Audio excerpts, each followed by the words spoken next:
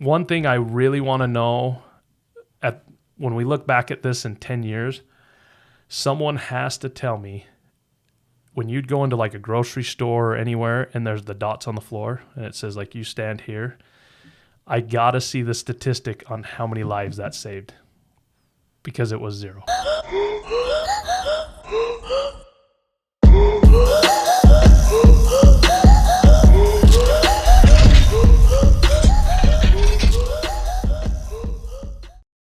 This episode is sponsored by Southern Utah Safe and Vault.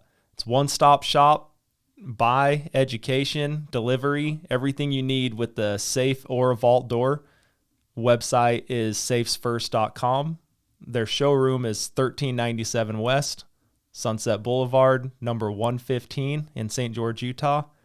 Phone number is 435-767-7878. Hey guys, welcome back to the Derick Leg Podcast. We are back in the vault.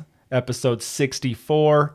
We've got one of my best friends and a return guest on the podcast. This is Jake Erickson. How's everybody doing? Glad to be back. Yeah, this is fun. We had Tyler Campbell. He actually came in. Yeah, Tyler came over the other day. Yeah. It's kind of cool because we're kind of starting to cycle back through the people we had in the beginning. Mm-hmm. And like you had said, like, oh, these headphones are nice. Yeah. It's like, yeah, dude, it's kind of cool to have everyone come back in and see where we're at. It's an upgrade. It's really nice. Yeah. Doing a good job here.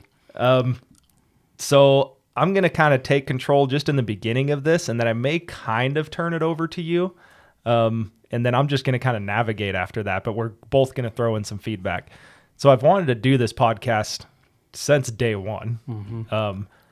And I didn't know how people would react. I didn't know what the response would be, and I was worried about all of that. And the more I've done the podcast, I mean, we're over a year in now, mm-hmm. I've realized like, I kind of don't care.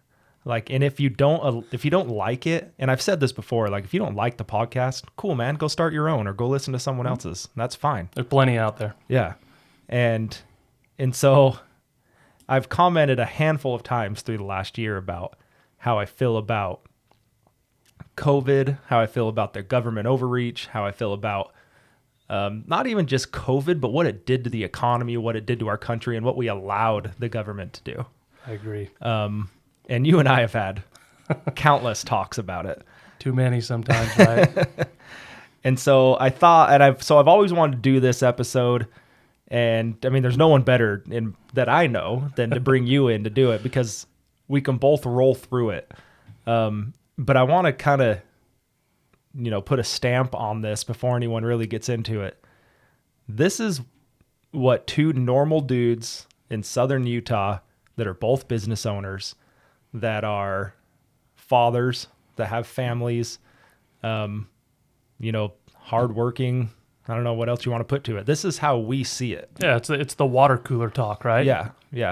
And so, and I knew I could bring you on and we could kind of have a casual talk, but still have, like we're living through it now. We lived through it in the beginning of 2020. Like we kind of know because we've been doing it. We've been trying to not only grow and push businesses forward, but we've also had to figure out how to support employees and support employees' families and their concerns and their fears and everything else. So anyway, I from day one, I was like, well, I got to bring Jake on. I think I just had to get okay with it, of putting my thoughts out there.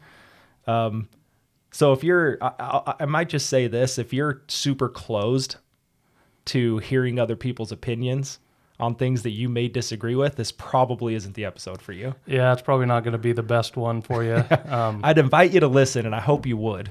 I think, too, people just have to have an open mind. I'm more open-minded than most people think.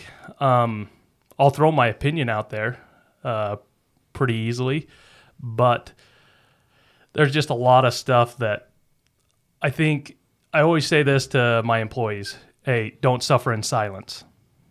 Literally, if you have something that's a concern, I don't know if you don't bring that up to me. And so, what me and Derick want to talk about, it's our opinion. There's going to be some facts in there. Don't don't hold me to the fire on some of this. That, maybe I should do more due diligence sometimes on certain subjects. But I feel like I'm fairly educated on some of this, is just in the fact of I have done my due diligence. Sure. And I think we're both kind of plugged into it. Well, both of us were both, and this is me like Pretty patting myself on the conservative. back over here, but we're self-aware.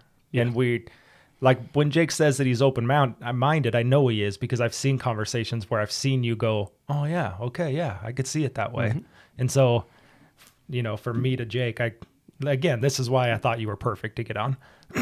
So I think we'll just dive in. I don't know if you want to kind of start at the beginning and move forward, if that's the easiest. The only thing I would talk about, as far as when the whole COVID bomb got dropped, right?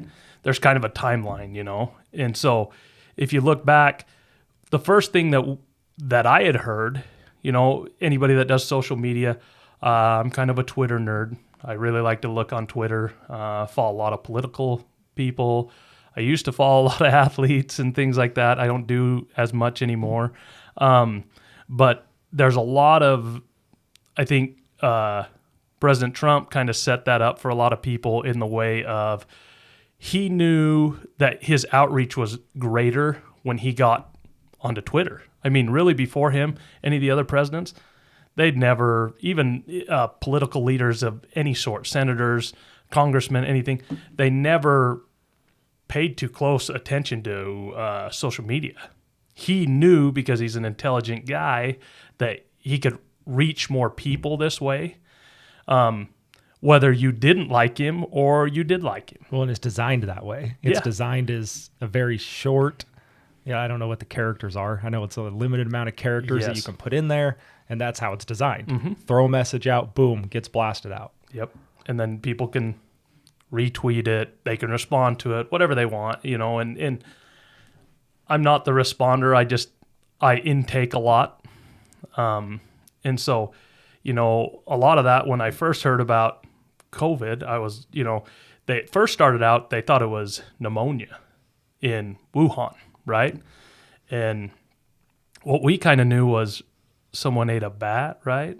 Is that kind of, mean, am I the only one? And I was kind of like, wow, man. Day one, guy eats bat. Guy eats bat. And I'm going, all right. Like, they're into some funky stuff, if they want to take down a bat and deep fry it and throw some sauce on there, do it up, be you. So I didn't really read much into it at first of that. And then it started to where it was, hey, this COVID-19, that's this, some were calling it the Wuhan flu, and so those were things, but that was clear back in January of 2020 is when that kind of first happened. And then that was early January.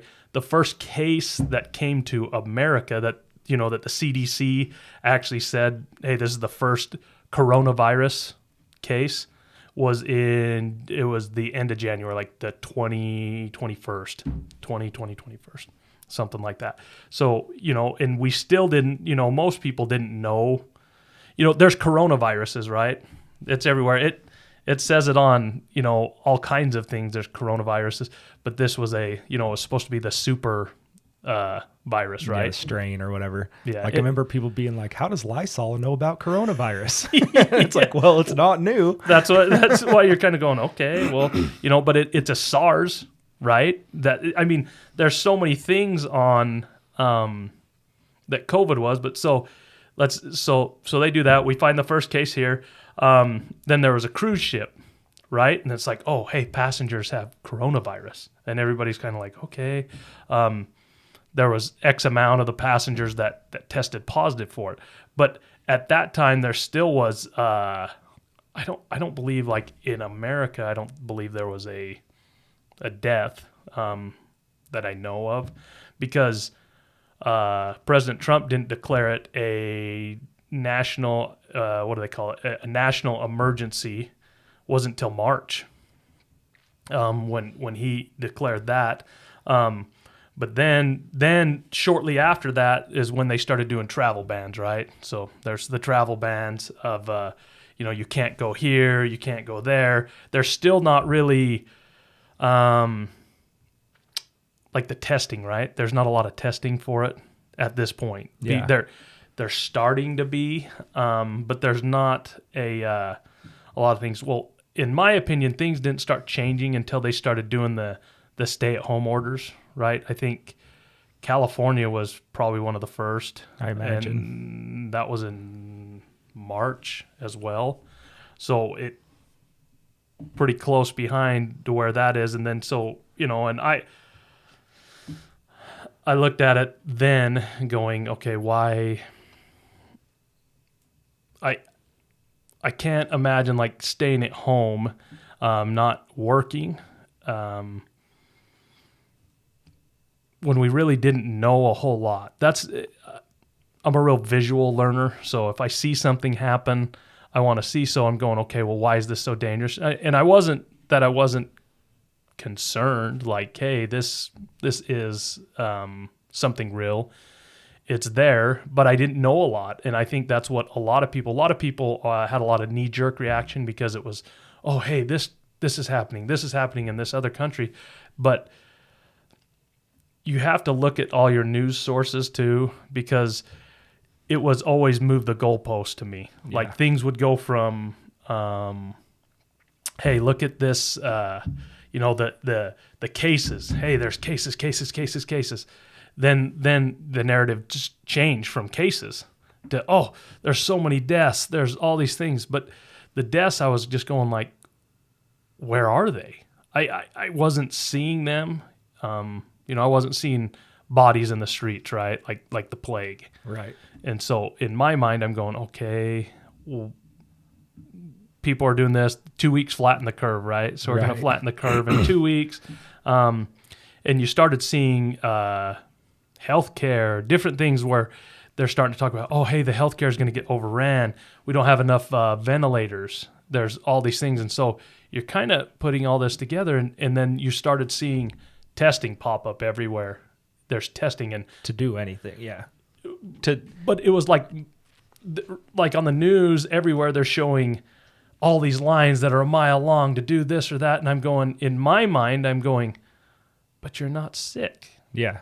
Why are we testing? So that's what I was going to say. So anything that was almost government controlled, you were required, or it maybe not at this time, you may not have been required, but you were encouraged to be tested to do anything. If you had a symptom at this point, it was like, hey, if you have these symptoms, go get tested. When I remember, our local hospital, they were like setting up tents and everything. Oh yeah, and they were out in the parking lot. And they're getting, and I'm not faulting them for that. Like they're getting ready for this crazy thing to happen. And I remember, and I'm sure they kind of commandeered some of the floors. I mean, your wife would probably know where they were. Hey, we need more ICU beds, right? Right. And you and me talked about this too, because we would hear the stats where we live. Oh, we're at capacity. This is this. And so I went to you at this and I'm like, hey, you're more educated on this. Fill me in on what does it mean on capacity, and you tell me, well, there's a lot more to just, hey, we're at capacity. They almost always want everything at capacity anyways. Right. I didn't understand that. And I mean, that's where a lot of what they were doing was they were at capacity in the ICUs. Well, but it could have been anything, a head trauma, heart attack, correct? But then, and they would do, so like if you go to an ER, you're on a regular floor, and again, you can correct me if you want. I've never worked in a hospital, but I have some close ties to one. You may have one nurse for say 5 or 6 patients. Okay. Like if you've ever recovered from surgery, you're in there, you got one nurse bouncing between multiple people, right? Mm-hmm. In an ICU, you have either one nurse to one patient or one nurse to 2 patients. Okay. Mm-hmm. And then in our local one, there was, I believe at the time, there's 30 beds. So there was 30 beds. They need 15 nurses to staff that. Well, they had trouble bringing in the nurses to staff that. But even at capacity, so we're talking capacity's 30 people. And I don't even know if it ever got to 30. I think it was like 27. Yeah. If I remember right. I mean, this is 2 years ago now. But Yeah. but I remember them being like, we're at capacity. And so I went and started looking stuff up, and I'm like, we're at capacity, like compared to what? Or how many people contribute to that being in capacity? And so you start looking up the Southwest, I think they called it the Southwest area. And I should have looked these numbers up, but there's maybe I'll look it up and correct this, but there's hundreds of thousands of people. Yes. And there's 27 of them that are not dead. They're in the ICU. They're in the ICU. Yeah. Not just for COVID. Right. Right. And so I'm just like, well, hold on, like do the numbers on this. Yeah. And so yeah, it's terrible. There's 27 people in there. Say there's 30. So there's 30 people in there. They're at capacity. They're more at capacity because they're limited to staff than they are limited to the room to have people there with COVID. Yes. And then if that's 30 compared to hundreds of thousands of people. Yeah. And you're talking an area, like we're multiple counties, correct? Yeah. That. It's like the southwest corner of Utah. The southwest corner of Utah spans like states. Like if you go back east, states. Yeah. So that's the thing, is perspective again, right? But it's a fear machine at this point, in my opinion. It was, hey, we can get fear. They're going to control. Then you start seeing, hey, you got to wear a mask. And the whole time for me, I'm going, okay, why? yeah. Because so at first they're telling you, hey, you don't touch your eyes, your nose, your mouth, correct? Is that kind of the same thing that you know, because it can come, you have to basically, it's got to come in through. I think it was your eyes was the big thing. Yeah, don't touch your eyes, don't touch your mouth, wash your hands, right? And what happened to hand sanitizer? Gone. Mm-hmm.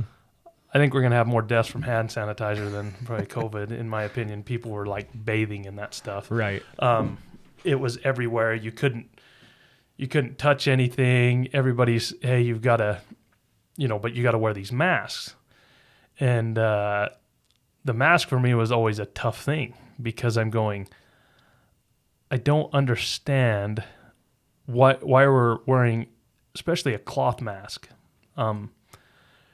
I've worked some jobs where you have to wear a cartridge filter mask for different abatements, lead paint, just different things, but they filter on such a small micron, or like you paint or anything like that it's really what you need. But you look at a cloth mask and I'm going, what is it stopping? And then on top of that, now you're causing stress on healthcare just as a whole. One of my best friends, he's a surgeon, and he was like, man, I can't even get masks. And talking to him, I'm going, well, with this COVID stuff, what are you thinking? And he's going, I kind of shut my mouth a little bit, but he's like, it's there, but it's going to affect a real small amount of people. And this is right at the very beginning, because he's very intelligent. He's more intelligent than I am on this kind of thing, because he's in the medical field. So I put a lot of weight in what he said. But he, he kept telling me, he's like, you almost want to be exposed to it. This is what he was saying at the very beginning. Even he was having a really hard time with the kids in school, right? Because in March, kids, they went out of school, right? So they're out of school, everybody's home, everything. And I remember he was having a conversation with one of our other really good friends, and his mom is a school teacher, been a school teacher for years, and she's older. And my friend's friend, whose mother is that, they kind of got in a little bit of argument of, hey,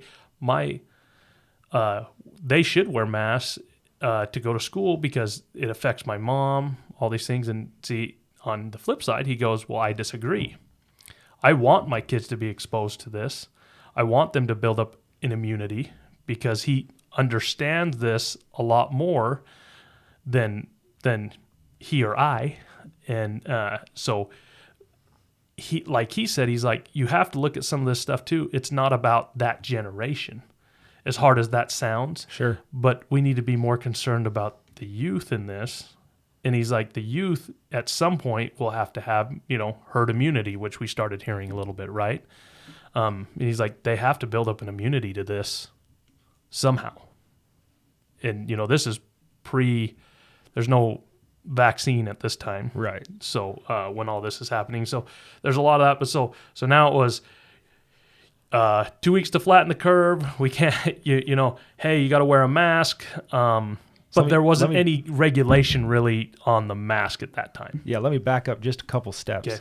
So I think while all this is going on, you're looking at the government thinking like, okay, well, is this something we should be getting ready to protect ourselves? Do you have masks if you're telling everyone to wear masks? And even take a step back from that, you got our boy Fauci up there telling us, you don't need to wear masks. And then, what was it? Days later, he's like, okay, Matt, you guys, this isn't something you need to wear masks for. And that was when they were so they said they were trying to protect the medical field. Correct. Hey, they don't want everyone to go rush out and buy all the masks because they need these for the people in the hospitals that are trying to help people with the sickness, right? And then it was like, no, everybody needs to go put masks on. And then it was like, dude, if you really want to live, you need to put 2 masks on. Yeah, we're going to double that, baby. Yeah. Double down, right? And so while all this is going on, like you were saying, moving the goalposts, it's like, okay, so, we're supposed to trust you guys. We're supposed to look for you guys for input. And you're you're the advisors to the president. You're the smartest people in the country. You're over diseases, and you're CEOs of companies that this is what they do. And you should be able to trust those people. And then, and so that's where I kind of started thinking, why are they driving so much fear? Why is there no data? I mean, like, it's 2020. We're the United States of America. We're supposed to we police the world, and we can't figure out what's going on. Yeah. And, like the technology we have, I mean, we can fly drones across the world and drop bombs on people, but we can't figure out what's going on with this. And then, like, when you're talking ventilators, like, they start doing like emergency production on these things, right? Yes. And they had car manufacturers building ventilators. And so I'm like, okay, so we have all the ways to do this, but we can't figure out the root cause and how to fix it. And our best defense against this is a cloth mask. It's a cloth mask, which, at this now, we'll move a little bit further. People are starting to get sick, and we're starting to see deaths in America, right? Well, and it's one other thing. And so then I was getting to, like, you're looking at the government, you're looking at their advisors on what to do.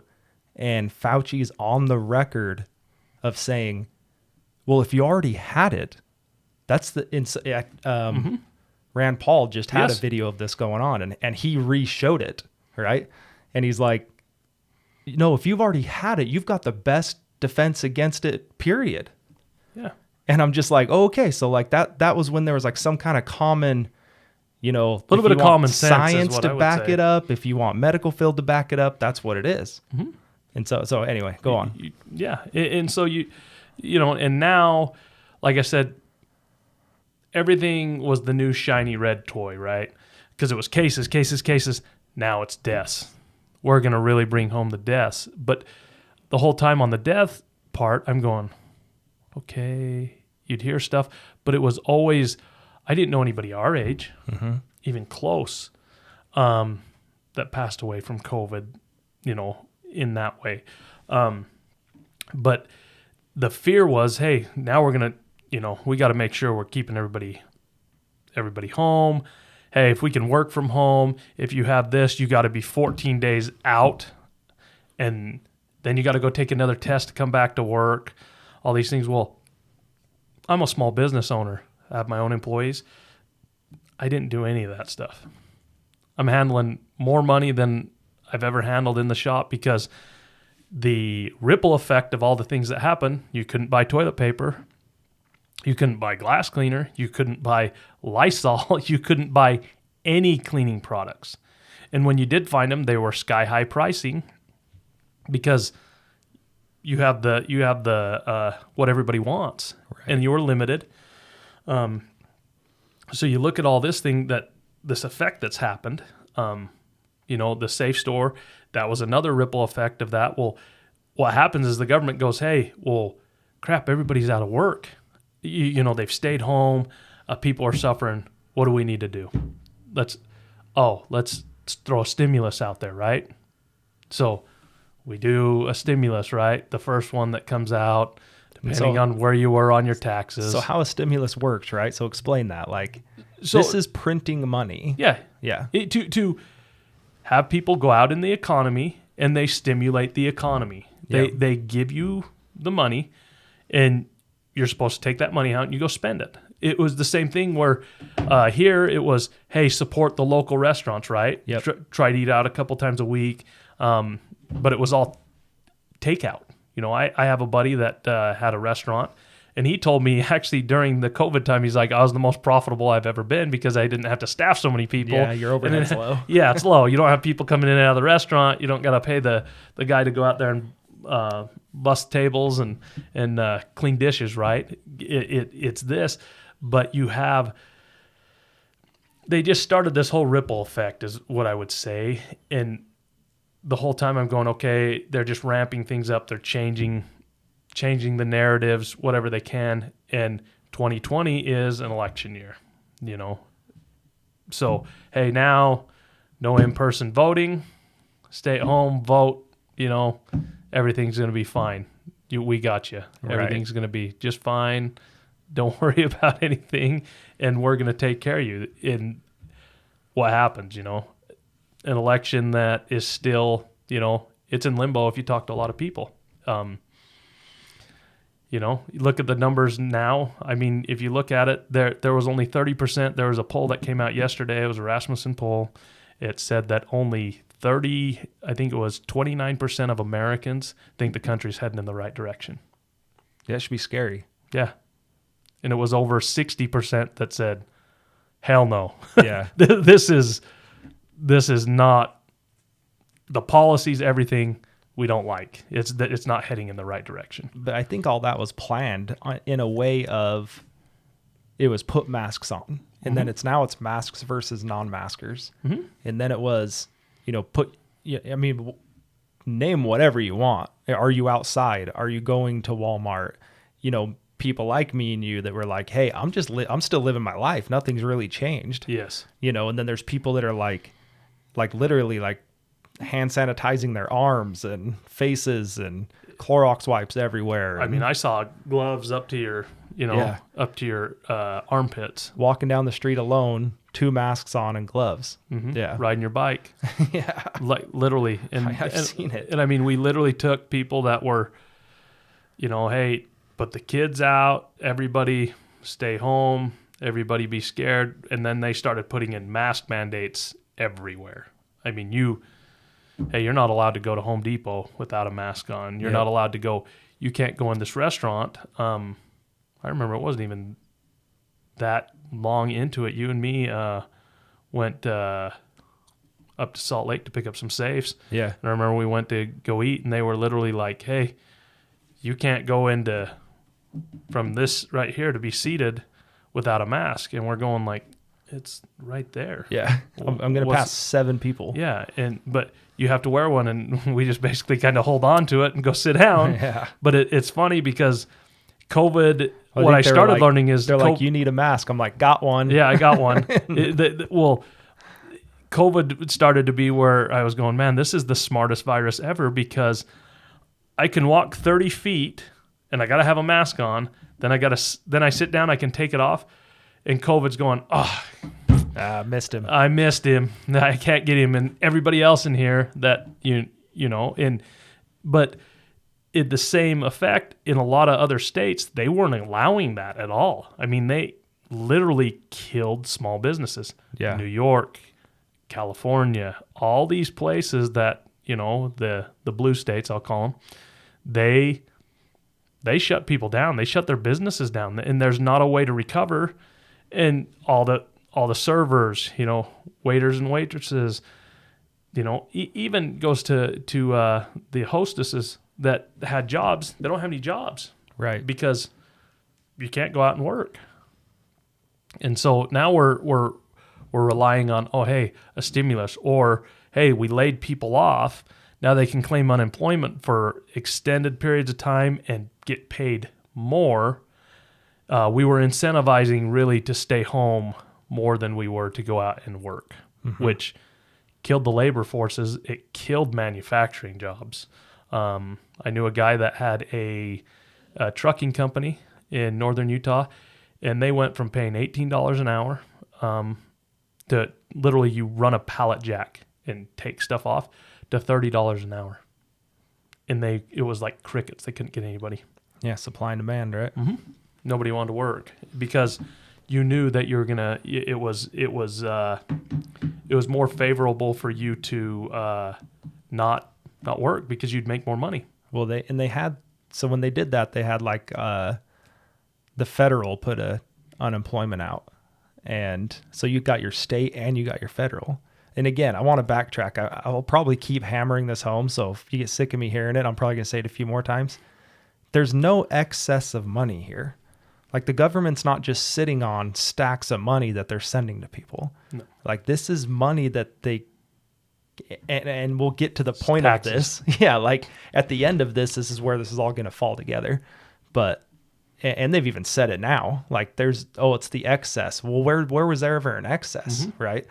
And so they're printing money. But then my point was whether you lived in, I don't know, Louisiana or New York, the federal was the same. Mm-hmm. So they're paying you no matter what so if you're in New York, you can't even pay your rent. No. If you're in Louisiana, you're living like a king, and I'm not shitting on Louisiana. No. Just using that as an example. Yeah. Well, it's all depends on where you live. There's cost of living, right? Right. Where we live, it's a high cost of living versus you go to a more rural area. It's maybe not as much, but there's the cost of living, no matter what, everywhere now has continued to go up. Right. Because of inflation, which happens because we printed money. Right. And not just one. We ended up, by the time all this shook out, it was 3 stimuluses, I believe. I believe so. 3. And there was kid ones too or something, right? Yeah, there was them out for kids. Well, there was it was everybody. I just got one of those because we had Will at the end. Yes. Yeah. So you would, and there was, I believe that was the same one that everybody got, right? There was one that no matter what, didn't matter your tax bracket, everybody got the money that they approved.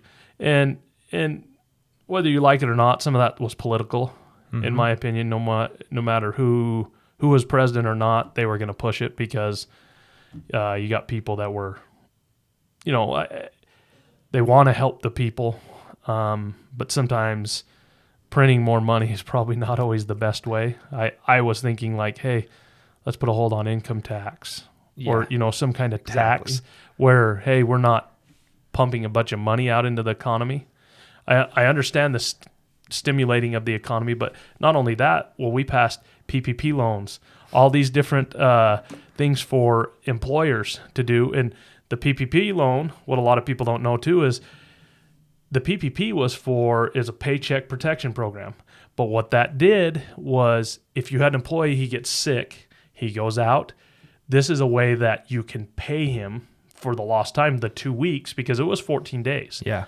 And they're supposed to have a negative test. A paycheck. Yeah. Sorry. Yeah. So you're going to need a paycheck. So no matter what you did, but everything was based on how many employees you paid through the year. They looked at your previous year. You would get a percentage of whatever that was. But all businesses could apply for it. And then there was also other COVID protection type and so correct money me if that I'm was wrong out there. On this. Like that was for essential businesses. Yeah, essential. The businesses that they shut down. I hate that word. I know. And so the businesses they shut down, though, you're paying your entire staff. Yeah. I mean, because there's no one there. So like, say a restaurant. Mm-hmm. And so like, you can't just lay everyone off and employment goes nuts. Yes. Which like, to me, like it's all coming out of the same bank account. But so employment goes nuts. So to protect that, And I think the whole thing was smoke and mirrors. It was like, hey, this is a good idea. We can do this forgiveness loan that if the business owners follow through with, the checklist of stuff. You don't let an employee go. You don't. Yes. Yeah. There was a checklist. And then so instead of being unemployed, because we're going to open you up after 14 days or whatever it is. We're going to open you up. We're going to be good. And then so let's just give you guys some money to keep your employees on payroll. So when you open up, you don't have to go rehire all these people again. Like that was the whole point, yes. right? It was. I think sometimes intentions are good, right? But there's always cause and effect to everything you do, and I think it's the sensationalism of that idea of especially political stuff that was going on. Well, and I think for us as business owners, we have to look and project ahead. And so I think we could kind of see what was going on and be like, cool, but how does all of this get paid for? How does all of this get recovered? How does all this, X, whatever it is? Yeah, you don't know. And so that was the thing is the whole time I'm wondering, okay, why is that? Why is this? Just like the rest of us. But I'm still not seeing, for me, the thing I'm seeing is I'm like, I know I see like if I look on Twitter, I look on Instagram, I look on any local news or media, they got a number. There's that counter in the corner, yep. Right? This is how many, your phone was supposed to have a, what do they call it? Exposure. Remember they're tracking your exposure because you got to be 6 feet apart, right? One thing I really want to know when we look back at this in 10 years, someone has to tell me when you'd go into like a grocery store or anywhere and there's the dots on the floor and it says like you stand here, I got to see the statistic on how many lives that saved because it was zero. Zero for sure. And they literally would just even like in the airports, right? Hey, you got to wear a mask. You got to do all these things. Stay this far apart when you're getting in the line. And then the planes, they didn't remove rows of seats. You weren't sitting every other seat. Oh, you sat right next to you, just like anyone else. They packed you in there like a sardine can, right? Yeah. It's the logic of things just went completely out the window for me. And I'm going, okay, we're recirculating the same air in here that everybody's breathing. But you could take your mask off to, hey, I need a want a drink? Yeah, from the stewardess? Yeah, no problem. Thanks. But COVID's not like, it's not smart enough to get you when you have the mask on, right? The mask was just, to me, I didn't have a problem if you wanted to wear one. Sure. Neither did I. I really didn't. I could care less. But I should have had the choice whether I wanted to wear one. Well, and I think when they first implemented that was all of people that were like-minded with us. It was like, hey, man, dude, you want to wear your mask? And they were even kind of preaching that. Oh, yeah. Like, hey, you should be wearing it. But if you think that, or if you're not going to wear one, we can't force you to. I think there's clips of them out saying that. But so for me and you and other people like us, and I think in the beginning, I was like, well, you're not going to tell me if I can or can't wear a mask.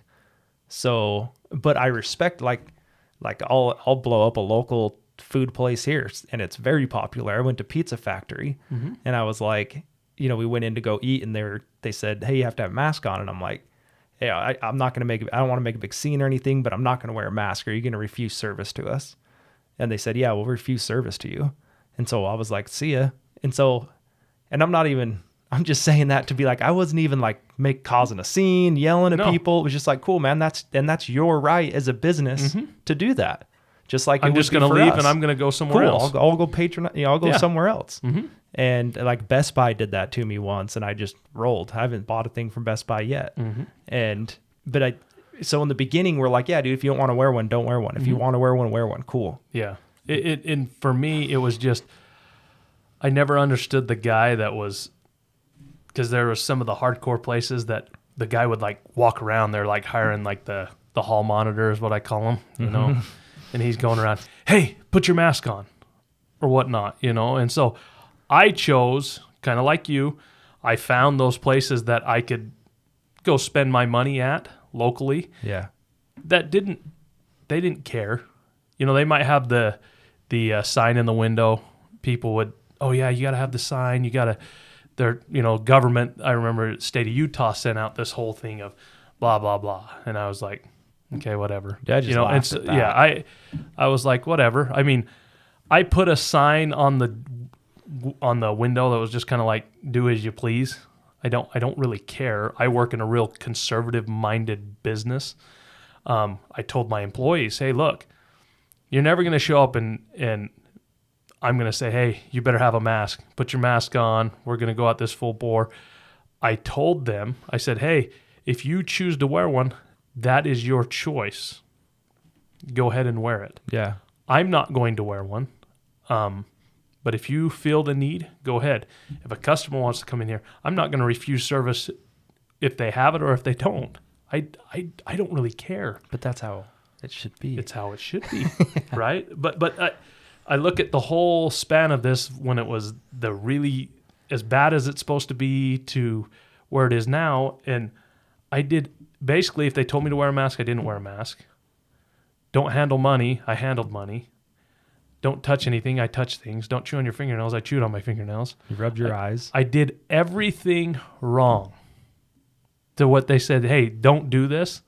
I literally did everything opposite almost. I never did it. And I don't know. I mean, I still don't know to this day. I've never taken a COVID test. I have no idea. But I don't need, even if you feel those symptoms, what is the test going to do for you at that point? Yeah. Because I think over the whole COVID deal, the whole time that this happened, I always kept going, okay, but how are they treating it? They weren't, in my opinion, we didn't treat COVID. We were treating, we weren't even treating the symptoms really. It was like, hey, we're going to go in here, you can't breathe, put them on a ventilator. Well, look how good that, I mean, literally the people that went on ventilators, I know two, that came off and they're living. But once you usually went onto the ventilator, it was a suicide note. But I know people that got sick, really sick. Sure. From it. But I also know people that most people I talked to, symptoms were very mild on all the different variants. Like, I don't even can you remember all the variants? No. No, that's what I'm saying. That's why even for me, I'm like, okay. Omicron. Yeah. Isn't that one? Yeah, that was one. I mean, but there was one that it just was, everything was going to be so bad. It was like the next one that came out, right? Yeah. Like it was, the second wave is always worse, all these things. Well, now we start to where they start going, hey, we're rolling out this, Trump did Operation Warp Speed, right? And this is for the vaccine, correct? So they get this and it goes through the trials.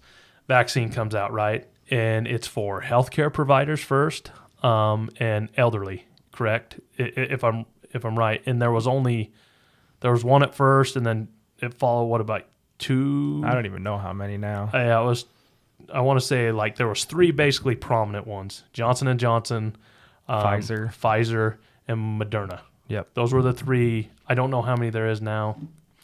I'm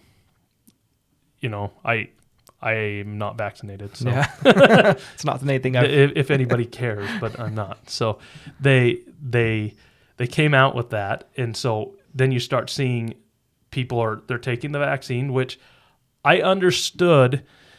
I don't disagree with. There was definitely a higher risk group of individuals out there that were definitely high risk. Yeah, whether that be your employment or your age. Yes, and there was underlying factors, but let's be honest.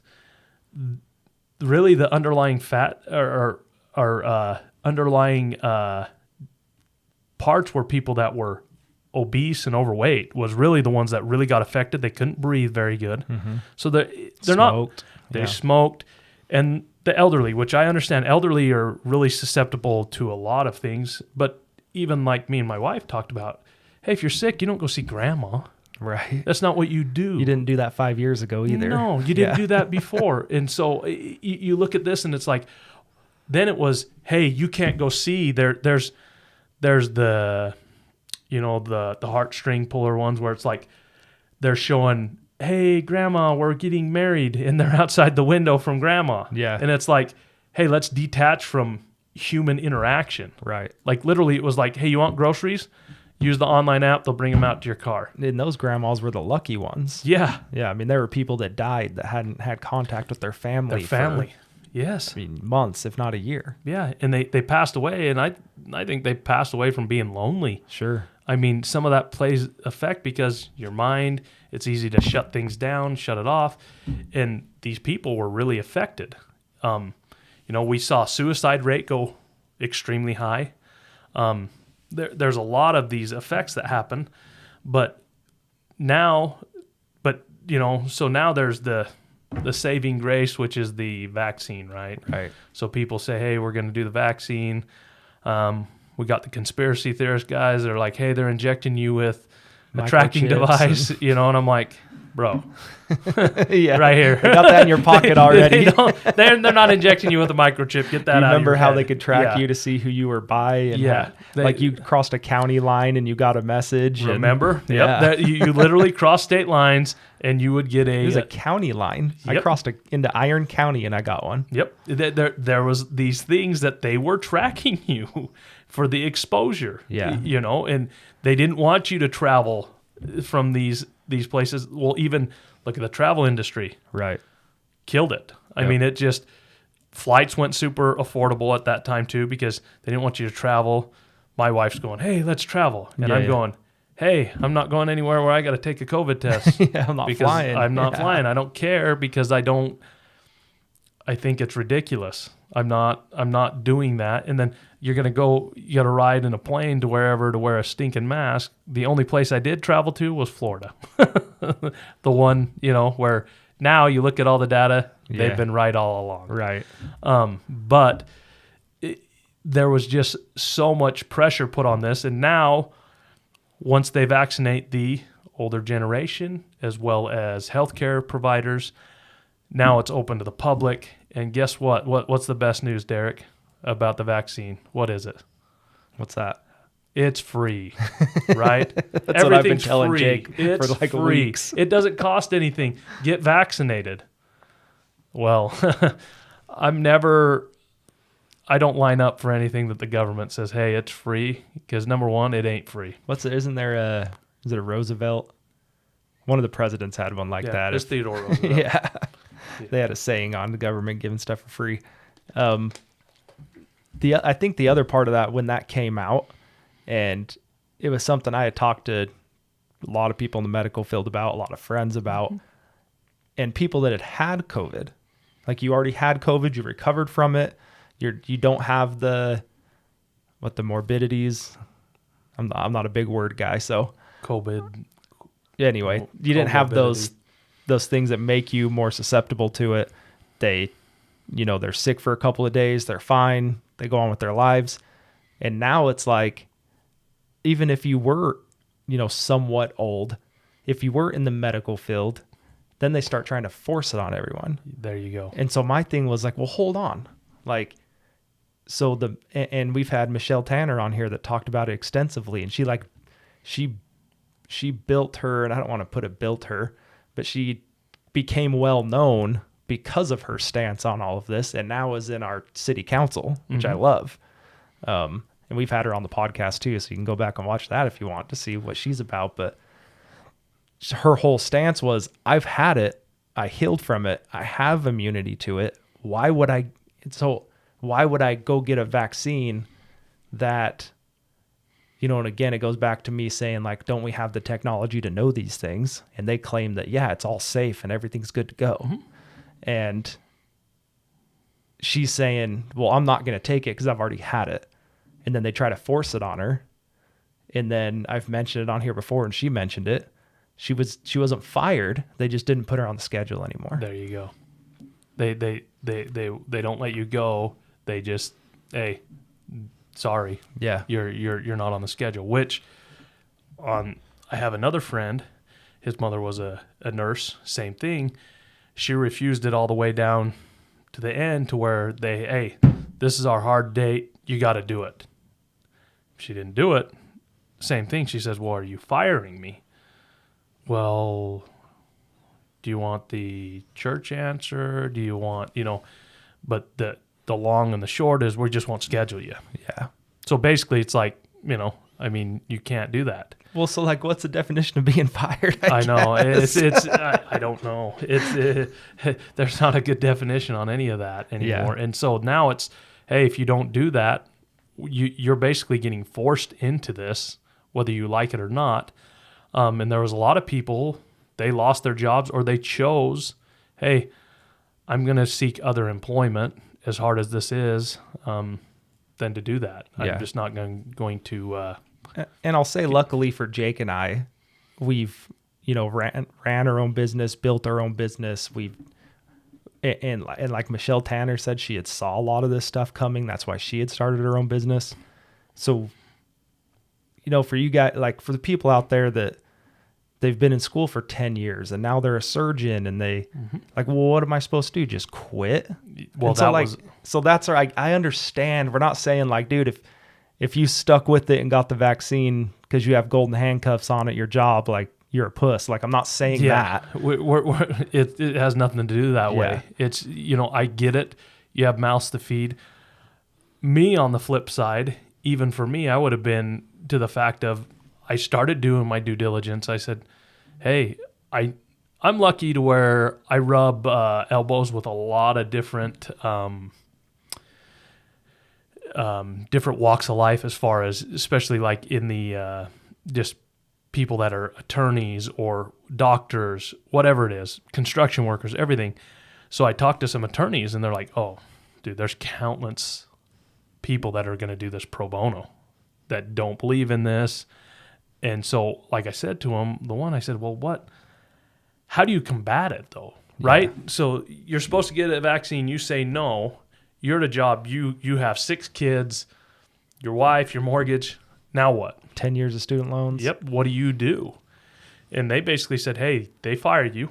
They let, or they stopped scheduling, whatever. They will file a suit under this act. There was a couple different acts that were in place that no matter what, even what they put it under the emergency, what do they call this? Well, there's like an emergency act with the government that they can put it under that, hey, it falls under this. They said even this supersedes that. So let them do that. You'd have to probably seek other employment somewhere else, whether it's stocking shelves at the grocery store, whatever you got to do, right? But if this goes to court, you're going to win, is what they said. And so, but it boiled down to where some of these people were able to get medical exemptions as well as religious exemptions too. But some of that stuff was only for X amount of days too, is what I came to know. I have a really good friend that he's a nurse. His wife's a nurse. They felt very strongly. They were very opposed to the vaccine. And so they both felt really strong about not getting it, but they were some of the last people at their job that didn't have it. But they said it was funny to watch how other doctors and other people that they've been friends with and been working there for 10 plus years, almost they were like ostracized you, like, oh, they're the unvaxxed, right? Right. That now we're starting to see the vaccine, right? So now we're going to, now what do you need? Oh, a vaccine passport, right? So it's mask to unmaskers, and then it's vaccine to unvaxxed. Mm-hmm. So what you're doing, because you're going to kill everybody's grandma, right? That's the narrative is. I guess, like I had been saying from the whole time, like once it turned into deaths, I'm like, are you scared of getting sick or are you scared of dying? Right? Mm-hmm. Like I don't want to derail us, but I would see people out walking around, driving, going to the store, whatever.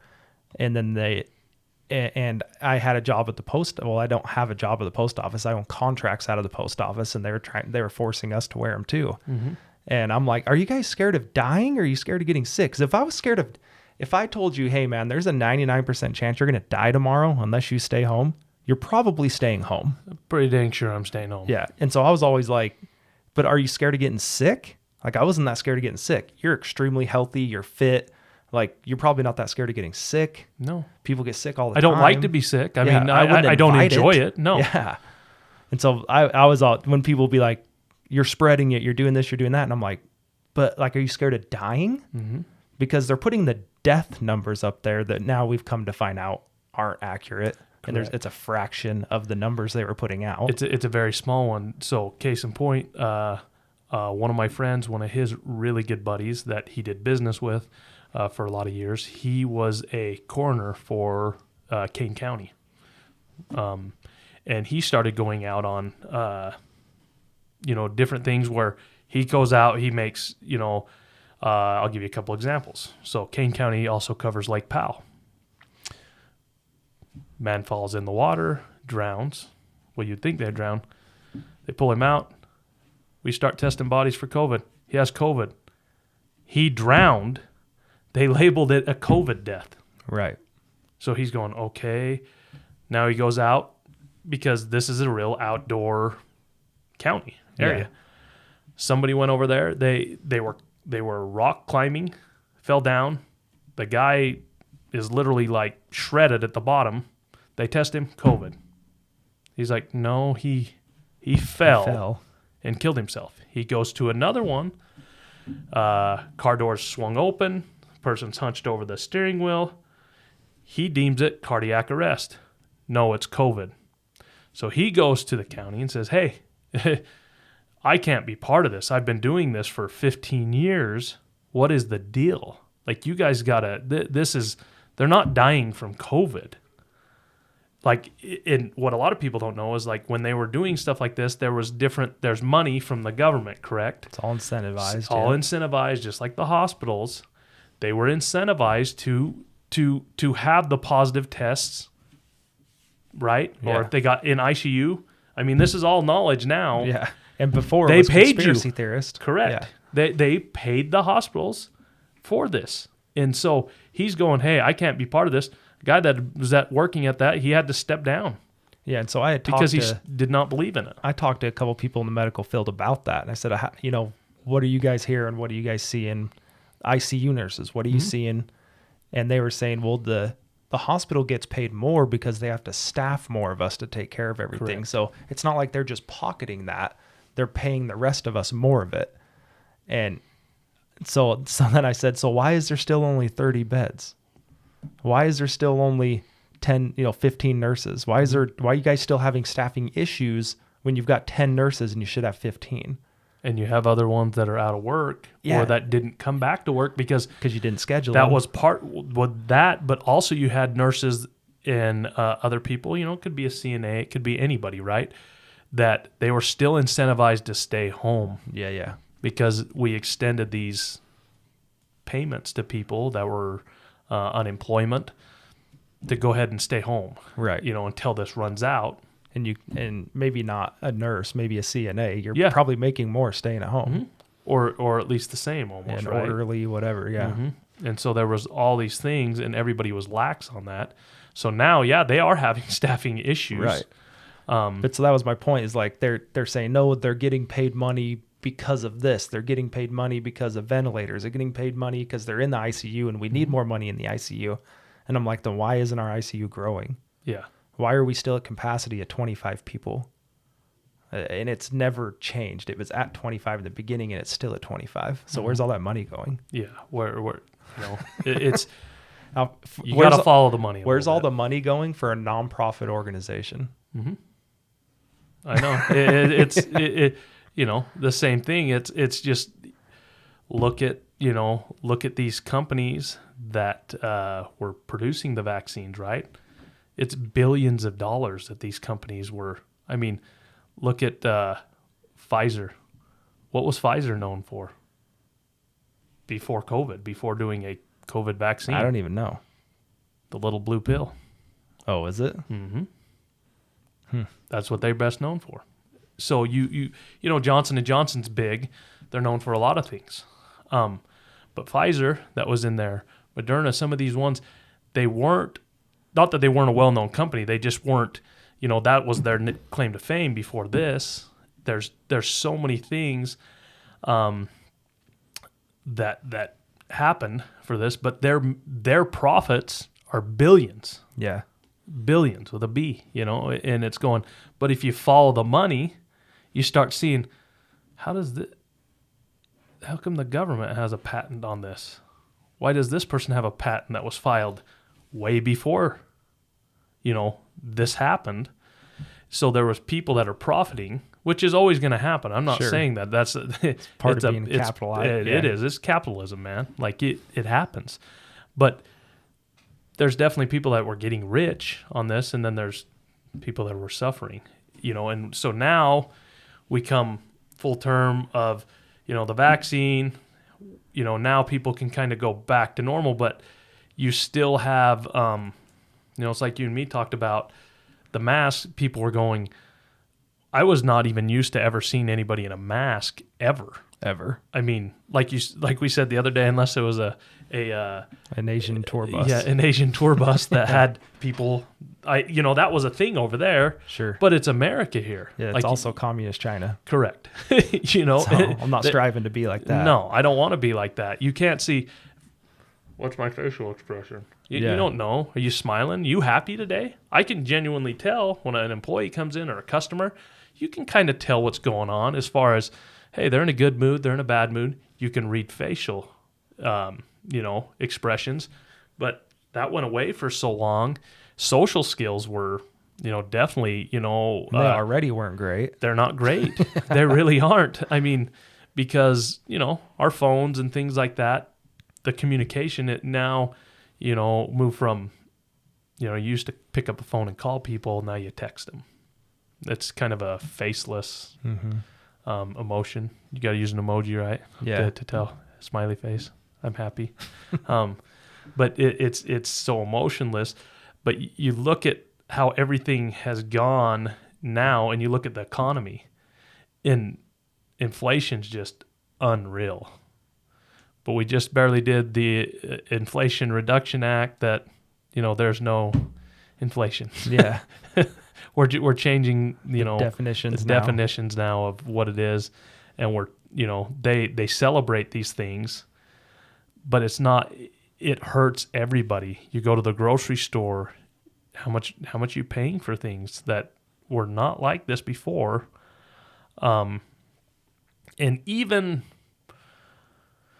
people need to take this with a grain of salt. Even if Trump would have won, right? He still, at that time, he spent more money than any other president ever at that time. Now, I'm not saying maybe he didn't have a plan or he would have done two more, stimulus. I don't think he would have. A little bit more conservative. But all those things, they compound somewhere. The market is... go look at the stock market now. Yeah. It's in the tank right now. I mean, There's a lot of people, their portfolio is half of what it was. Right. A couple of years ago in 2020, it's half. A lot of people. I know. So I'm well aware. Yeah. It's half. And so there's a lot of things that have happened. And, for me, I'm looking at it going, man, you can't always think of, okay, this guy, and I'm referring to the president, is things better under this one, or is it better under this one? No doubt it was this one, but we don't. It's kind of so much emotion that's involved in a lot of these decisions for people. But right now, I don't think there's anybody that would argue that they wouldn't rather have $2, $2.80 gas instead of $4. Well, and I think there's two different people on that too, where like you and I, like we look at it as, I was going to bring up that example, like who wouldn't want $2.50 gas over $4.50 gas, right? But I think the people that don't care about that, the other side of it, the people that use the other side of their brain, however you want to put it, they're looking at it as what they're getting from the blue colors are more what they would think is freedom they get to think differently now. They get to accept whatever genders they want to accept. Correct. They get free money. They get, and so me and you look at it as, well, I don't want to spend as much money. I was spending a lot less money. It's a more conservative look. And then the other side of it's like, well, they're probably not spending a lot of money anyway. Mm-hmm. And if they are, they're getting a lot of free money. And then, but what they're voting for are completely different things than what we're voting for. Does that make sense? Yes. I don't know if I explained that very well. And that's the thing is, you got to look at, what was their plans for COVID? Why, how do we recover? How do we do things to put that ball in motion? Because no matter who was there, you're going to have a ripple effect. Mm-hmm. It didn't matter. There's going to be some kind of recovery. Which I was really surprised, because I thought what would happen was Biden wins, and then he's going to put the kibosh on COVID. Yeah. Hero, he's right? Raise your flag. He's the savior. Well, that didn't happen. It went away. Completely. Yeah. Well, the ticker's away right now because, hey, cases. But every now and then, was it the first year that Biden was in? It was the winner, the winner of death, whatever they want to call it. It's going to be like so many millions of people are going to die. Get vaccinated. You got to get vaccinated. We're going to run billboards on the interstate that's like, please get vaccinated. Don't Times Square we're gonna, Times Square. There's New Year's Eve. There's not a soul down there. Like, and if you did, you're getting thrown in jail. That was the. Every commercial on every type of media that you see, it's talking about it. And anybody again, dude, that had a platform. I don't even have a problem with people going and getting it. No. But when you're saying, hey, let's go back to normal, everybody get vaccinated. Mm-hmm. What's normal look like? When you were talking like at the beginning of this, mm-hmm. I was sitting there thinking, dude, if you watched this 5 years ago, and again, like, I get it, there wasn't COVID 5 years ago. Well, there was COVID. There wasn't COVID-19. Yeah, COVID-19. And so, but the things that you were saying, I was like, if we would have had this conversation 5 years ago, we'd be like, nah, dude, like that ain't happening here. Yeah. It's not it, dude, it's America. Yeah. Can you imagine that? Hey, you're not going to be able to walk into a mass, Derick, without a mask on. Yeah. You can't do it. Not going to happen. Yeah, we're going to shut churches down. They shut McDonald's down, bro. You couldn't go in McDonald's and order inside. Right. It was no go. Everything was taped off. You couldn't do anything. It was the most un-American behavior I've ever seen. Ever. Ever. And it's just, but it's continued that ball rolling. There's so many things that are happening now because of COVID-19 that it's turned into these things that I shake my head every day. Yeah. I still, just because I can't imagine in my mind ever telling somebody, hey, you can't come in here because you don't have a mask on. You didn't stand on that dot. You didn't do these things. You didn't do the norm. You can't use that bathroom. You can't do these things. The behaviors, I mean, something I've never seen. Yeah. It's unbelievable. And it fires me up, really, because you're being extremely calm. Dude, I'm calm you, because it pisses me off. I mean, it still pisses me off. I have hard time having relationships with certain people because, to me, it showed a lot of true colors for people, and a lot of it was scared behavior. For me, it was like who had a backbone and who didn't, or not even like who would stand up for what they believe in, and who would stand up.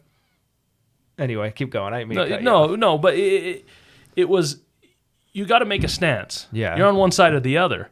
And I'm not saying one side was more right than the other. That's not what it's about. But I thought as Americans, we behave in a different manner. We find solutions to things. Yeah, we used to. Yeah, it's the same thing. It's like I said earlier, I was a huge sports fan. Like, I planned all my vacations, everything, asked my wife around, hey, this is on, I'm going to watch this. I'm watching the game tonight. I'm not doing anything. I enjoy it. I watch it. To now, it's such a woke mentality because of during COVID, what else happened? We had all the the George Floyd, right? The racism, it's a race thing. You know, tie this all into it. It's this perfect storm of everything that happens. And I'm going, I don't really know racist people. Yeah, hate and fear. Yeah, it's just, but it's a good way to divide people. Right. You can divide everybody. It's a great tool because if you have division, you're easier to control. Yep. You don't want to control these huge masses. If you can do little, offshoots of this and it's disorderly, it was fantastic. And that's why I was pointing out mask, non-mask, vax, non-vax. Correct. Yeah. I mean, because you literally had altercations of people walking around in the store. Yeah. Where's your mask? They wanted to jump you basically, and there's the hall monitor in there that's like, hey, you gotta have your mask on. You can't be in here. Right.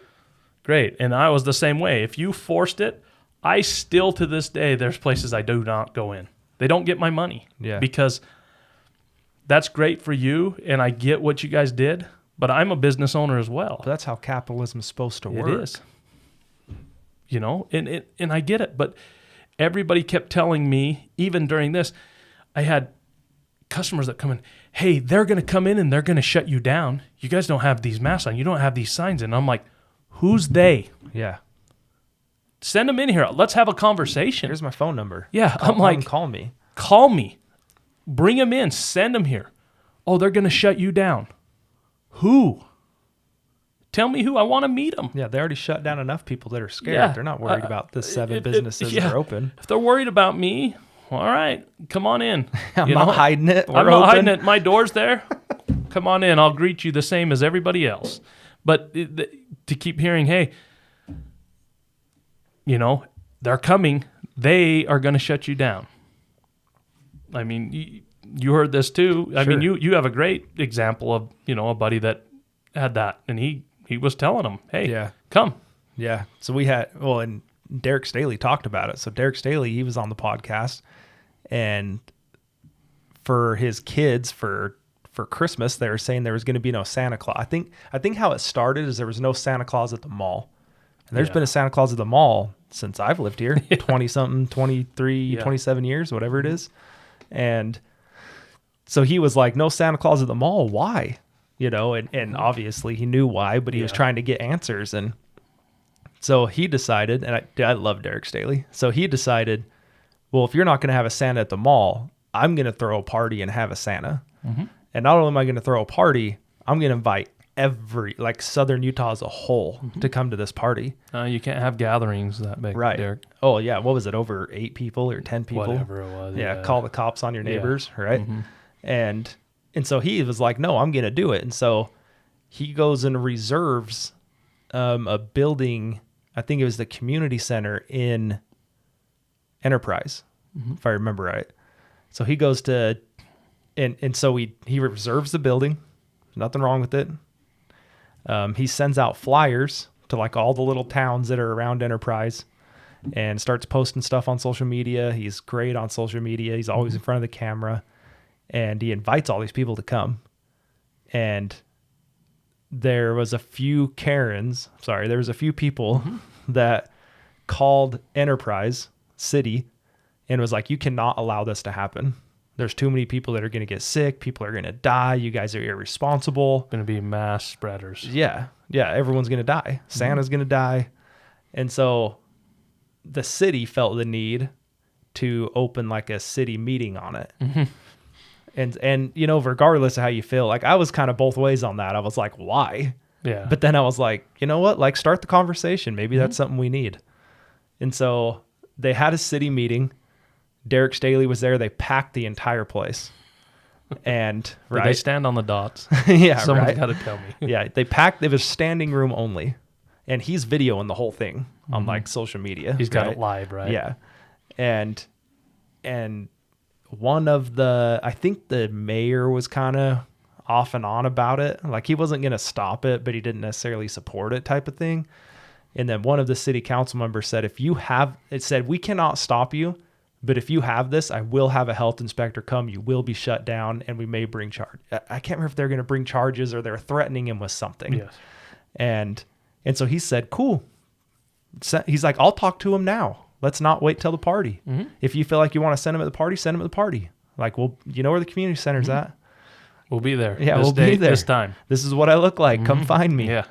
And so then he was even like, I want to talk to someone to find out where this is coming from and what facts you have that backs this up. And he was kind of doing it to poke the bear, but he was also doing it because he's like, I don't understand this. Someone please explain it to me. Mm-hmm. And so they throw the party. He's checking in on Instagram or Facebook Live every half hour. Hey, he's showing the big, and they did a potluck like buffet thing. And so that's a no-no. Yeah. 100 people, a couple hundred people were there, came in and out. And no health inspector ever showed up, which was weird because imagine that. I'm pretty sure the councilman said that they were going to send one. My thing is, if you really showed up, you're a piece of crap.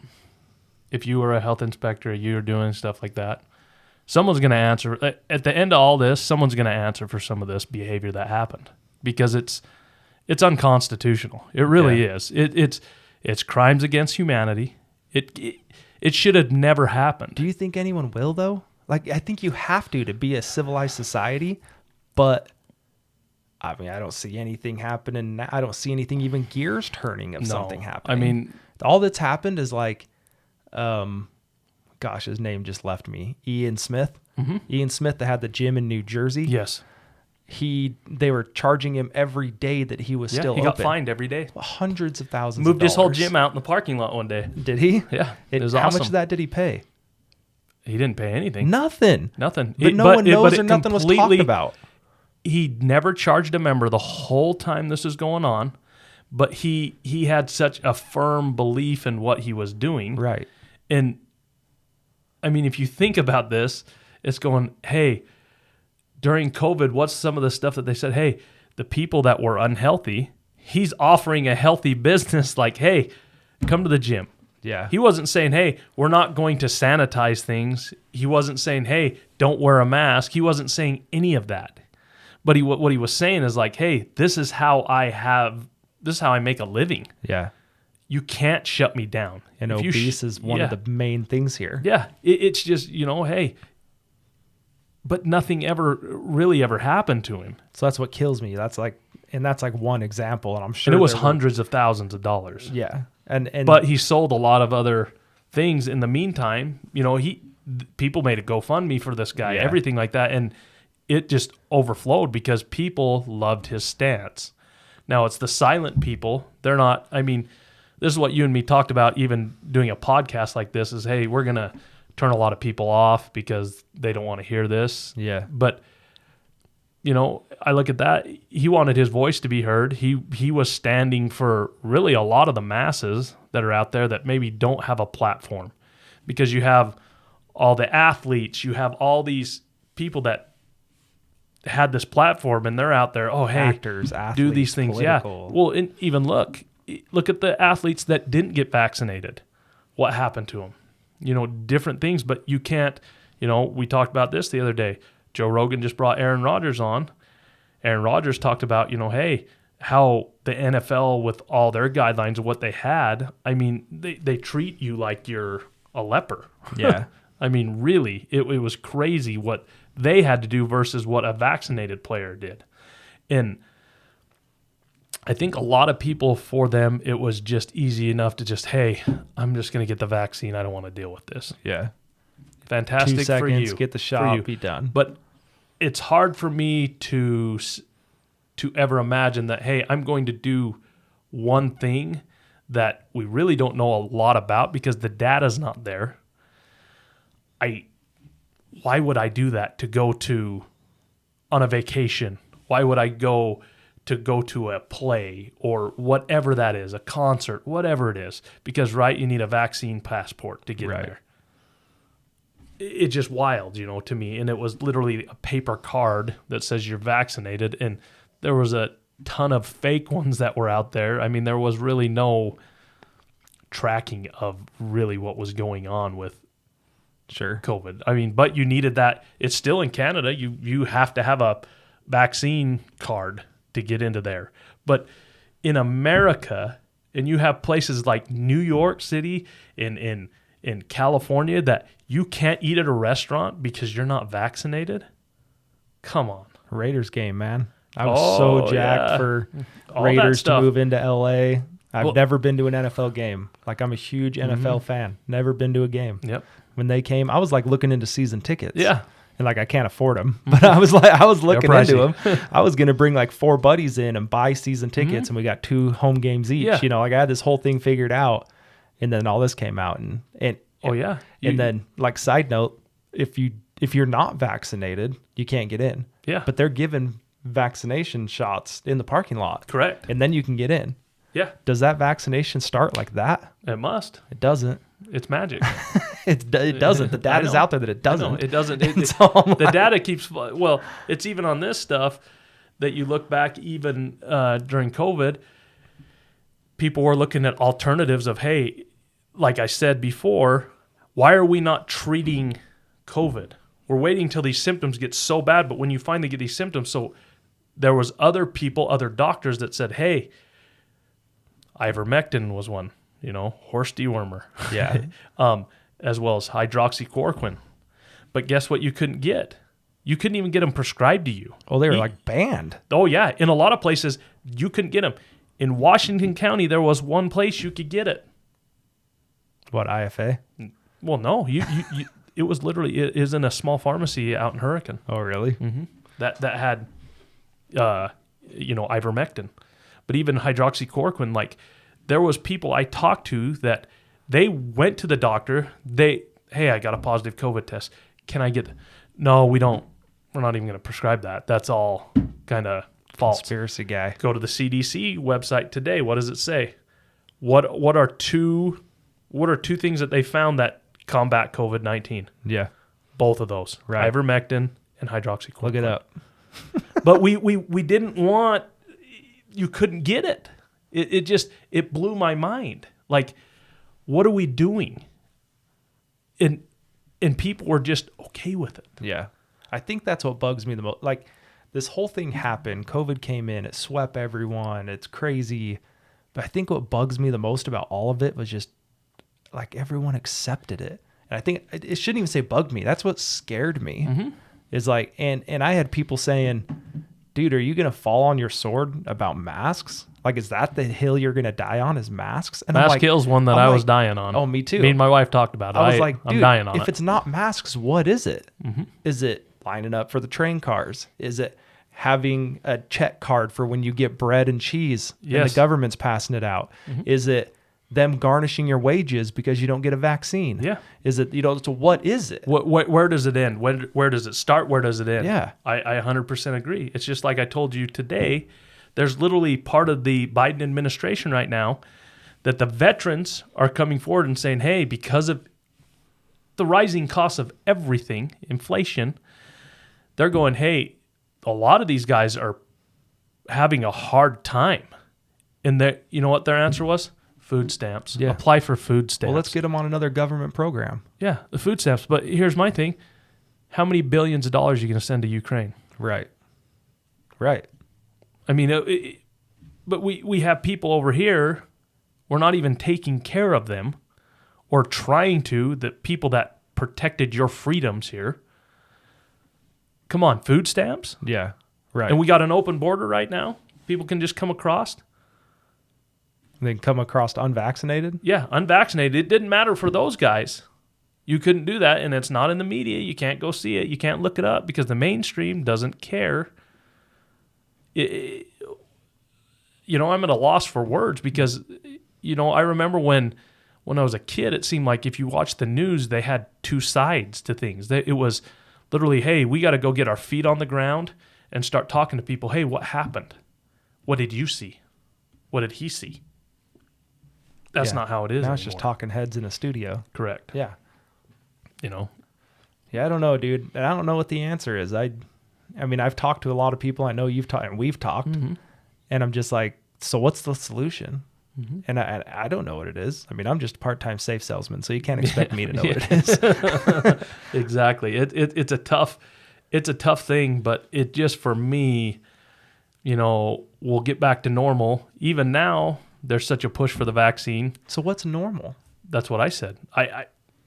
I think I'm still pretty normal because I never changed. I just didn't change what I was doing. I just didn't eat a pizza factory and shop at Best Buy. Yeah, there you go. I didn't shop at Armand's. I still don't. Like, hey, if you're going to have the mass Nazi on me, that's cool. That's fine. That's your policy. I will choose to go somewhere else and do what I want to do, where I don't get harassed because of, my belief. Yeah. I think the biggest thing I want people to understand from all this, and why we've kind of drilled a couple points over and over, is the silent majority is what I believe is the problem with America right now. Mm-hmm. The silent majority is the problem. And whether you agree or disagree, I would encourage you to say something. Like, just say something. Yeah. Just stand for something.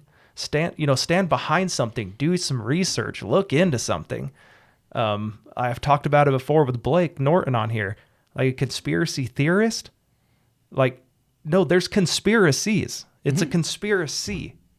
It's two different things. Mm-hmm. So, like, things that we've talked about and pointed on here, a lot of people will be like, oh, these conspiracy guys. Correct. And I'm like, well, it was a conspiracy. You're right. Mm-hmm. Was it a conspiracy theory? We don't know yet. Like, it's a theory. Mm-hmm. We're finding out what's happening, and we've named a few different conspiracies, right? Mm-hmm. And so anyway, like, yeah, I've built a platform over the last year that I felt like I could come on and talk about this now.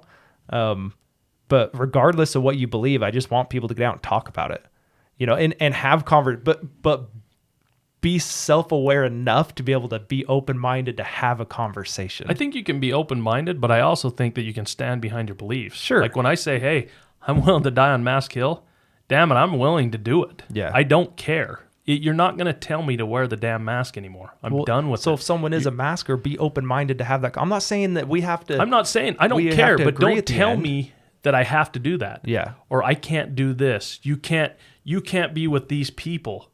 I mean, I wore the stinking mask a couple times because I had a boy that's playing high school football. You couldn't get in to certain places because they're telling you, hey, you can't wear this. Yeah. And, government public school. And my wife, bless her heart, she's not gonna ruffle anybody's feathers. And so I put it on, I comply, right? The whole time I've got a stomach ache because I'm going, what am I doing? Like, I just don't believe this. We're out here in the clean open air, and we're all wearing masks, and you can only, hey, this section you can sit here. Hey, you can only sit here. Hey, you can only bring 2 family members to the game per athlete. Yeah, where does that come from? On the youngest demographic that has nothing to do with this. The numbers show that. Even now, they were the least affected. They should have never wore a mask in school, period. If affected at all. At all. Yeah. They should have never wore one. It's still, like, to this day, it fires me up enough where I'm like, we need a clean house on everybody that was on the school board. Yeah, I agree. Who's on these, get rid of them. Because I don't care if you didn't know, you had enough time and you seen the data. Even at that time, there was enough data to make a educated decision. Even last year you had to have masks on, right? Like, the data was out then. Yeah, it's just this year. It's because you have little, the Omicron or whatever you want to call the, COVID this time. Oh, yeah. COVID cases are starting to skyrocket again. It's a hotbed. It is. It's a hotbed, right? It's always, hey, this is starting to happen. Or it was just funny. I mean, because we went from southern Utah that really was not, honestly, as far as like COVID, people were a little bit more laid back. Yeah. Then you go up to like Salt Lake. Holy cow, it was like a different world. I would joke with our distributors, even ones that we share with our businesses, and I'd be like, you would know if someone was from southern Utah. Like, it wasn't the Larry H. Miller on their license plate. It was when they got out alone and had a mask on. Yeah, they got a mask on. That's how we knew you were from southern or northern Utah. Yeah. I'm not saying all northern Utah people are like that, but it just wasn't happening in southern Utah. Oh, yeah. You people were driving in their cars, mask on. Yeah. All right. So I've always wondered, like, say that same thing's happening, but flip it. And so say people like us that weren't wearing masks, that guy that's walking down the road with 2 masks and a face shield and gloves up to his armpits, what if we get out and start, dude, you're an idiot. Da-da-da. Like, what if we start hassling him? Yes. Or the person driving around in the car alone with the mask on. What if we get out and start hassling them? Correct. And I'm like, so what happens at that? Like, that would never happen. And that's, I think, like, it's not part of the problem, but I'm just flipping it so you understand how ridiculous it is. Yes. It was. And there's a lot of brainwashing, different things. And I get it at the beginning with certain things that, hey, we're, Yeah, dude, safety first, I right? saw a video of people falling over dead in China. Yeah. So, like, I get it. I get the trust me, fear they- first week or two. Yeah, they were everybody, there's a pile, right? But that was my thing is I'm like, how does there's all these homeless people out there. They're not wearing a mask. Dude, I went down to Vegas to Dude, pick they up some could withstand anything. Yeah, I went down to Vegas to pick up some product, and it said, you are required to wear a mask to enter this business unless you're homeless. I'm Beautiful, huh? I'm like, well, wait, dude. Like, They the got homeless immunity people to not everything, get buddy. sick or They what? got everything. I have a buddy that's a firefighter that goes down there, and he's like, it's crazy. And he's like off of Fremont Street, Yeah. where he's like, dude, the homeless population's like out of control. Yeah, they're living on top of each other. And he's going, they're not dying from COVID, man. Yeah. I'm going, imagine that. Well, the numbers they've brought out now, I looked them up a few weeks ago because I was having this argument with someone, and with someone that had a say in the child care that my son goes to, the daycare my son goes to. And I looked up, they were quoting me all of these CDC numbers. And I said, I don't know where you're getting these numbers. I'm on the website now. Can you tell me where you're getting these numbers? And they're like, well, have you read the CDC website? And I'm like, I've read most of it, and I don't know what you're talking about. And she's like fuming. And I'm just trying, I'm like, dude, I'm not trying to cause issues. I just don't Trying to have know an what you're understanding. talking about. Like, it's not here. And I said, can you tell me what sections it's under? And I started reading off sections to her. And she's like, well, it talks about it on this one. And there was even one, I like made up one. And I'm like, well, is it under the Child Care Act of da-da-da-da? And she's like, no, I don't think it's under that one. And I'm like, when's the last time you read this website? And I said, the numbers it's showing me here were kids in southern Utah, or I think it was just Utah. In Utah, kids that were under 18 that had died from COVID, not like a shark attack that came up to be COVID. Yeah. Like from COVID was zero. Crazy stat. Huh? And you're having my 18-month-old kid kicked out of daycare because someone yesterday, one of the teachers yesterday, tested positive. But the entire staff is still there that they interacted with. But the kids in that class had to go home. Yep. Well, And that's I'm how like- it was in school. Is if you were in contact, they were looking at who was sitting next to them. You're out. Yeah. You gotta go home. Yeah. And if you have two working parents, tough shit. Yep. It's tough. You're out. Well, I had to drop everything that day and go get Will. And so I was like, hey, dude, not causing issues. I just want to talk to someone that is Yes. making these decisions because I just don't understand. And where are you getting, this? And everything was, well, the CDC says we have to do this or they'll pull our license. Well, it's wild. It's just wild. Even I told you this. My boy broke his tibia in a football game just recently. My wife says, hey, go here to this ER. So I'm meeting her there. You're not local. Yeah. Yeah. Hey, go over here. You're going to go there. And the whole time she's driving over there, and she doesn't tell me this till later, she's going, I am literally having anxiety because I know you're going to go in there and these guys are going to say, hey, you got to have a mask. And she's like, you're going to make a scene because you just, or you're going to be outside. It's just, Yeah. she knows how I am. And so luckily our insurance calls us on the way and they're like, hey, go to this one. What's funny is you go over to that one, no masks Yeah. of any kind. They have a box sitting by the door. They're just kind of like, okay, doctors, nobody's wearing a mask. But literally over a hill, masks still. The other one, no masks. Right. It's. I don't understand it. It's just Well, I'm beginning to think it's just not meant to be understood no. by It's design. perfect. I mean, I talked about this with my buddy when COVID first started happening. To go in a hospital, you got to wear a mask, right? You got to be masked up. do anything. Well, I start talking to him. I'm like, well, I mean, there's other things other than COVID. Maybe it might be a good idea on an ICU floor or something like that. And he goes, hold up. He's like, there's a lot of other things. He's all, we've never done that ever in history. So why would we wear a mask? And I'm like, Right. You're right. You are absolutely right. What is the mask going to do? He's like, why would we change? We've done this behavior for all this time to now, hey, put a mask on. He's like, what difference are you going to make? Yeah. And how normalized it is Correct. even now. I mean, it's very rare, but you still see one in someone in southern Utah walking around with one on. Oh, yeah. You see it, and it depends on places. I mean, I'm sure I haven't been to the airport in a long time, even since they lifted the ban. I'm assuming you probably have people in the airport that are still wearing masks. So I don't know the COVID side of that. What's the normal behavior in there now? Yeah. I'm hoping it's more back to normal. Even when I did fly the very minimal times, I literally would not wear a mask until someone made me.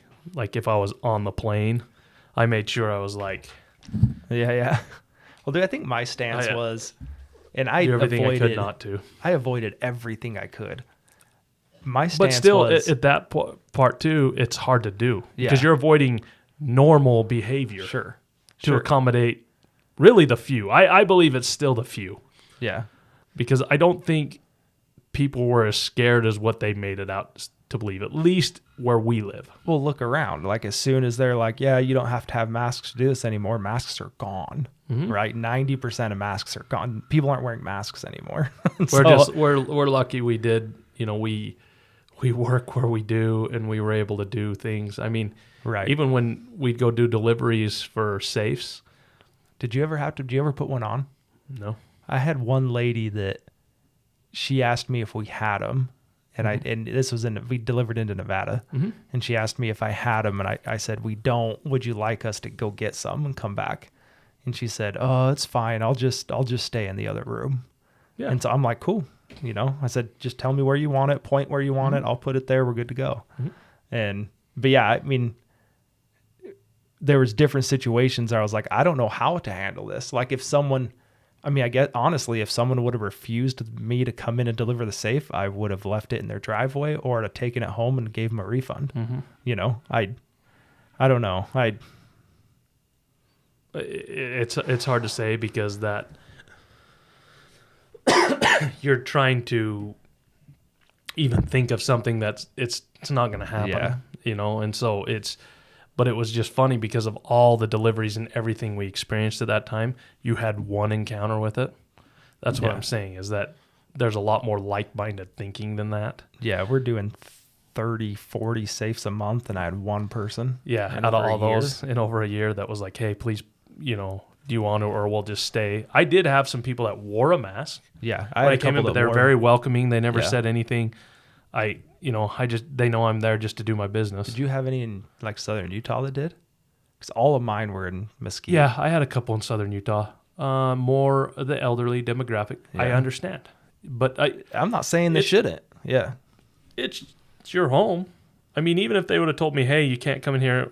All right, how can we make this work? Right. We would have had that conversation. Right. But maybe you would have, maybe you wouldn't have. I probably wouldn't have. I can't speak for you, but yeah, I just felt that strongly about that. If I was going to stand on that, that's where I stood. Mm-hmm. And there was one flight that I took that they had us all put one on. So when we walked through, where they check your boarding pass, they said, hey, you need to put one on. I said, okay. TSA. Yeah. And I walked past them. And then the pilot and stewardess are there when you come in, right? And she handed me one. And so I grabbed it. And I was never a guy to make a scene about it. Mm-hmm. And so then I go and sit down and I put it in my pocket. And then we're probably 20 minutes into the flight. And I'm sitting window seat. So I have my face turned away from everyone. And this guy comes and so So it kind of tells you the differences. So I'm window seat, my buddy's aisle. I think he had put one on. I was just facing the other way, so they couldn't see me. And then they sat an Asian kid in between us. And me and my friend are both big dudes. And they sit this Asian guy in between us. And I think we traumatized him. Because we were like clearly not worried about it. And he's like rubbing himself down every like 10 minutes with hand sanitizer. Like no joke. Like he sits down. And I'm not even saying this to make fun of him. I'm just stating the differences. Yeah. And just the differences in like what his mindset was and what he, I assume, believed and what he was scared of, but he was still willing to go take a flight. And so he like sits down, wipes everything down with the Clorox wipe thing. Mm-hmm. And then he rubs his hands up to his elbows in hand sanitizer. And he did that. I mean, I don't know. I fell asleep. But while I was awake, probably every 15 minutes, he would. And I'm not exaggerating. Go to take a nap when you got putting that hand sanitizer on, man. And so I just kind of ignored it. We're into the flight. We're in the air. And the one stewardess that is a guy called a stewardess? Or is that a girl term? Anyway, the guy stewardess, he comes over to me and he's like, "Sir, you need to put a mask on." And this is the point where it's like, okay, do we cause a scene? Yeah. Do we get drug off the airport, like off the airplane? Do we emergency landing somewhere? You know? Yeah. And so I said, "Sure, do you have one?" And he's like, "You didn't get one when you got on the flight?" I said, "Do you have one? I don't have one on me. Do you have one?" Yeah.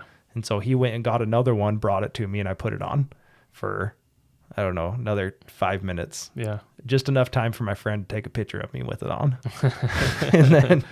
and then I think I just turned my head and wore it on an ear. Because, dude, I seriously, I don't know how people wear them. I can't breathe in them. Yeah, I feel bad for some of the people that have had to work in them all those hours or different things. So my wife wears one on a regular with her job. Before all of this, they wore them. And I'm like, I don't know how you do it. I feel like I'm suffocating. Yeah, it's not comfortable. Both of us have beards. Yeah. Things like that. It's not as comfortable. I was more okay wearing like a neck gaiter, but then neck gaiters are bad. Cloth mask. Okay. The M3 cloth. Yeah. I or 3M. When I was trying to do the, on the flights, I was like, all right, I'll wear a neck gaiter, whatever. It's not that bad. I wear these for other things. Yeah. I'm like, well, whatever, I'll throw that on. It's more comfortable for me. But then they were like, "No, sir, you got to wear this." I'm like, that neck gaiter is terrifying. Yeah, it is. You're going to scare people because you're a mass spreader of this virus that we still don't understand. But it's a crazy world to think that all this has changed. Biggest thing for me is, like you said, I think people need to be okay with having the conversation anymore of anything. Well, why, but you got to be a little bit open-minded, but you still don't have to come off, what your hill is or what you really believe in. But I still think you should be open-minded. Doesn't mean you have to. It's the golden rule. You have to do that. I don't believe that. But for me, if COVID kind of comes back, I mean, I'm definitely going to be the guy that's probably really, really super hard-headed this time if they want to bring this back, or we got the monkeypox now, right? So yeah, I think that went away fast because it was with like guys having intercourse with guys. Mm-hmm. Yeah, it's affecting a different demographic, right? Yeah, a demographic that they're supportive of. Yes, and so kind of gone away, but I just hope that, if anything, for a lot of people, maybe it was an awakening. I definitely feel like there's a lot of people that woke up to this. Yeah. And like I said, hey, if you want to get the vaccine, I'm not saying, hey, don't go get it. Just don't force it on me or my family or, anybody that doesn't really believe in that. You should be okay with not doing that. You should be okay with them not doing that either. Well, I would echo that last part. It's, me and my family, but what gives you the right to do it to anyone? Correct. And if you have that much fear, then you can stay home. Mm-hmm. Then you can stay in your safe place. Yeah. So I think that's it, man. I think we're, I think you handled yourself very well. So I'll text Steph and tell her that, I don't have her number, but I'll message her on Facebook and tell her you did a great job. You didn't get belligerent. Yeah. So dude, thanks, man. Thanks for coming. I think we're just over an hour and a half. So appreciate you sitting down, going over it, and Absolutely. and you came prepared. So I loved that, cause I'm kind of a fly off my, and I'm known to be a bit of an exaggerator. Gotta speak a few facts, and hey, you know what? Maybe some of them weren't all the best. I tried to do my best on research for things when I try to act like I'm a little bit more informed than maybe sometimes I am. Yeah, you're better than me with just retaining things like that, though, because I'm always like, what's the thing that they said? Anyway, guys, if you're still here, appreciate you being here. Episode 64, Jake Erickson. If you don't do a lot of social media stuff, though, No, right? You consume more than you. Yeah, I'm more of a consumer. Yeah. Try not to get too fired up. Yeah. Like I said, some days I know with things that are going on, I go, hey, cut it off. I'll tell you this, and I hope Jake's okay with me saying this. If you're like-minded and you feel like you don't have anyone to talk to, or communicate with, or maybe you have a couple questions that you're open-minded enough to talk about, I mean, search Jake out. You can message him. If you want to support Jake, which you should, Dixie Gun and Fish, Locker Room, Dick's Sporting Goods sucks. I mean, so I'm making a joke because we have an inside joke about Dick's Sporting Goods, but support the small businesses. Jake and I both own a couple small businesses. It's sad to think that small businesses is the backbone of the economy. Really, your community. What it's like anybody's to be an American. community. Yeah, all of it. Yeah, exactly. You put it better than me. So to go out and support, even though we're getting back to normal, I'll say in quotations, still get out, support your local restaurants, local businesses. And I guess that's it. Sounds good. Thanks Anything for having else? me. Nope, I appreciate it. All right, man.